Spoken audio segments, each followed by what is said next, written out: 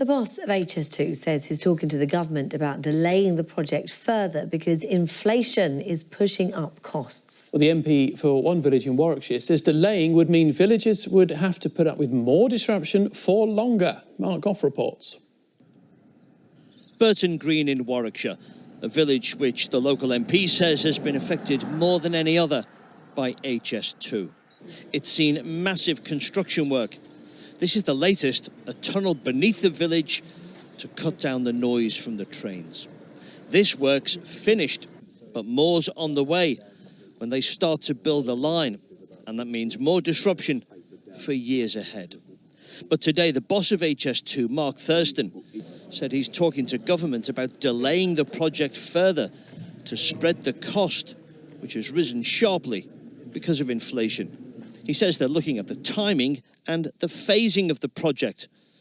But work going on for longer is the last thing this village wants. Once HS2 is built and running, the effect on my constituents will be far less than the effect of the construction process, which is the thing that's really going to affect them most. So what I want to see is construction completed as quickly as possible. I want to see HS2 progress this and get out of the way. If you are controlled in your annual expenditure, you may want to delay and slow things down a bit. So you actually spread the cost over a longer period of time to rather than high values in earlier years. So I think that's the delays that Mark was talking about, and those are the discussions ongoing with Department of Transport and Government. The white structure is the roof of the new tunnel.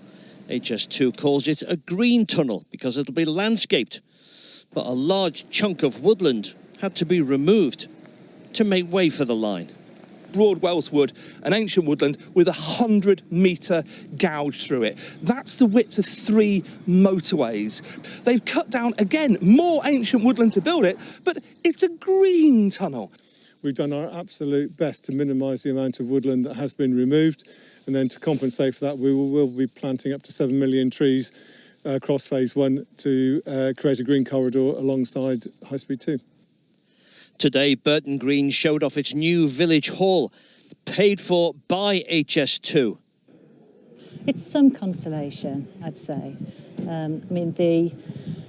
HS2 has disrupted the village. You know, we're going to be feeling that for some years, and with road closures and footpaths closed.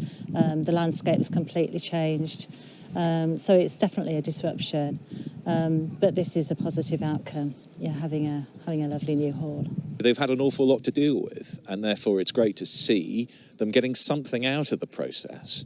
It's never going to be a net gain for Burton Green.